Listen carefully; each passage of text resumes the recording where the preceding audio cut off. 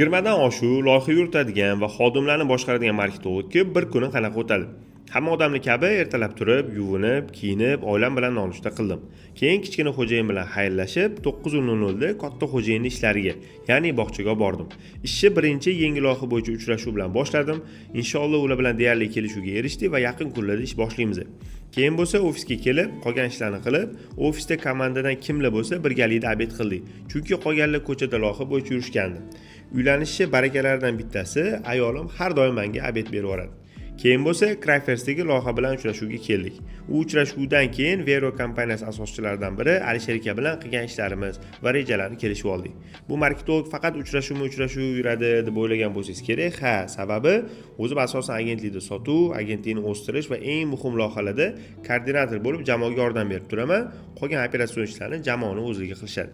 Keyin Yangiyo'lga navbatdagi loyihamiz bo'yicha uchrashuvga bordik. Hozircha nomini ochiqlamayman, lekin inshaalloh O'zbekistonda oziq-ovqat ishlab chiqarish yo'nalishida katta hissa qo'shadigan mahsulotlardan bittasi bo'ladi.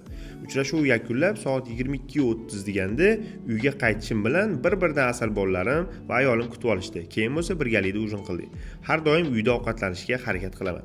Video yoqqan bo'lsa menga obuna bo'lib qo'ying, chunki marketing bo'yicha yangi bilimlar va boshqa kunlarim haqida ko'rsatib boraman.